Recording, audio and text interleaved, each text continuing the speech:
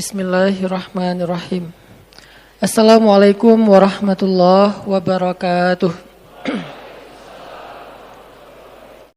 Allah Subhanahu wa taala berfirman, "Wa may yatawakkal 'alallah fahuwa hasbuh."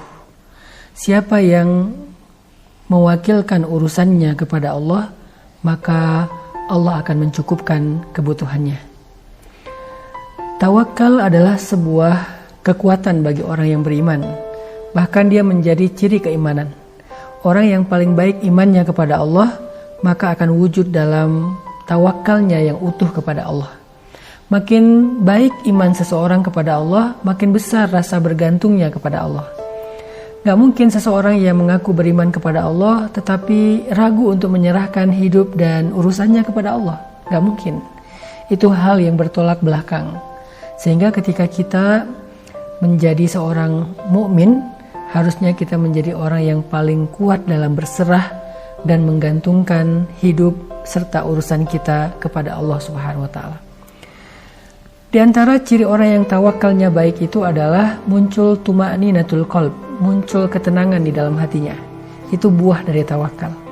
Jadi kalau kita rasanya selama ini sering khawatir, sering galau, sering ngerasa terusik, sering bingung, maka salah satu kunci untuk menghilangkan semua perasaan yang tidak nyaman itu adalah belajar tawakal, belajar tawakul, belajar berserah dan bergantung kepada Allah Subhanahu wa taala. Ketika dia menyerahkan urusannya, masalahnya kepada Allah, dia percaya Allah sebaik-baiknya akan mengurus masalah itu. Dia yakin Allah sebaik-baiknya akan menyelesaikan urusan itu. Dia yakin Allah sebaik-baiknya akan memberikan jalan keluar dalam kebuntuan masalahnya. Keyakinan itulah yang membuat dia merasa tenang. Misalnya ketika kita melakukan safar, kita diajarkan doa, yang dengan doa safar itu kita sedang belajar tawakal di perjalanan. Misalnya kita mengatakan, Bismillahirrahmanirrahim, 'alallah, la haula wa la quwwata illa billah. Subhanalladzi sakhkhara lana hadza wa ma kunna lahu muqrinin. Wa inna ila rabbina lamunqalibun. Allahumma inna nas'aluka fi safarina hadza albirra wat taqwa wa minal amali ma tarda. Allahumma hawwin alaina safarana wa tu'i anna bu'da. Allahumma anta sahibu fis safar wal khalifatu fil ahl. Na'udzu bika min wa'sa'i safar wa ka'abatil manzar wa su'il munqalab fil mali wal waladi wal ahli. Jadi doa safar yang luar biasa ini di dalamnya mengandung makna tawakal yang luar biasa juga. Seolah-olah kita menyerahkan safar kita kepada Allah, terserah Allah, dan kita percaya Allah pasti akan menuntun kita kepada yang terbaik. Wa wajadaka dhallan fahada. Ketika Nabi pernah tersesat dalam perjalanan beliau pulang dari Syam ke Mekah, Allah menunjukkan jalan agar beliau tidak terkatung-katung di tengah padang pasir. Allah sebaik-baik yang memberikan jalan. Allah sebaik-baik yang menuntun. Sehingga orang yang membaca doa safar tadi seolah-olah menyerahkan safarnya kepada Allah lebih daripada dia menyerahkan safarnya kepada aplikasi map di dalam handphonenya.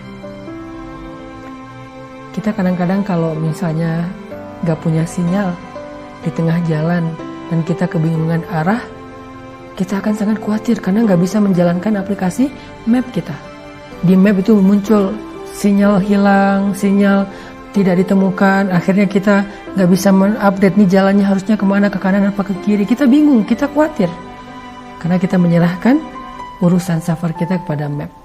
Begitu juga ketika kita menyerahkan urusan safar kita kepada seorang guide. Kita gak percaya guide ini tahu jalan, sehingga ketika kita muter-muter di sebuah kota, kita akan khawatir, nih supir tahu jalan gak nih, nih guide ngerti jalan gak nih, jangan-jangan mereka tidak berpengalaman, kita khawatir. Atau kita merasa tenang ketika kita berjalan, kita punya sinyal, kita bisa menggunakan aplikasi map, kita tenang berjalan ketika kita tahu supirnya tahu jalan, kita tenang dalam perjalanan ketika kita tahu guide-nya mengerti daerah itu.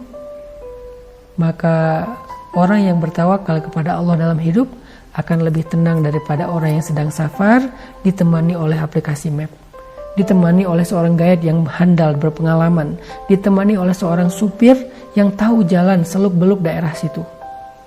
Orang yang bertawakal lebih tenang daripada mereka. Makanya dalam doa safar kita sedang belajar tawakal. Ya Allah, saya serahkan safar saya kepadamu. tuntun saya, jauhkan saya dari wa'atsa'is safar, keburukan dalam safar. Watwi anna bu'adah, mudahkan perjalanan kami sampai kami bisa sampai ke tempat yang jauh dalam keadaan nyaman, mudah, seolah-olah dekat, gak kerasa udah sampai. Saya juga menyerahkan keluarga saya yang saya tinggalkan kepada Engkau ya Allah. Engkau sebaik-baik yang memelihara, mengurus, mencukupi keperluan mereka. Jangan biarkan saya pulang kepada keluarga saya dalam keadaan penuh dengan masalah, membawa beban, membawa kesedihan. Itulah doa tentang belajar tawakal ketika kita musafir. Masih banyak lagi doa-doa sehari-hari yang diajarkan Rasulullah SAW. Tujuannya adalah agar kita selalu menyerahkan hidup kita kepada Allah. Itu rahasia doa sehari-hari. Daily doa. Ketika kita mau masuk kamar mandi ada doanya, pakai pakaian ada doanya, mau makan ada doanya, mau tidur ada doanya, mau keluar rumah ada doanya, masuk ke dalam rumah ada doanya. Tujuannya apa? Kita sedang belajar tawakal, berserah, bergantung kepada Allah. Dan ketika kita membiasakan itu dengan imanan wahtisaban, dengan yakin dan sungguh-sungguh, maka buah dari tawakal adalah tuma'ninatul qalb, kehidupan yang tuma'ninah, jiwa yang tenang, jiwa yang nyaman, kebahagiaan yang luar biasa, kelapangan dada untuk menerima apapun hasilnya, karena kita percaya ketika kita sudah menyerahkan urusan kita kepada Allah, Allah sebaik-baik yang mengurus kehidupan kita.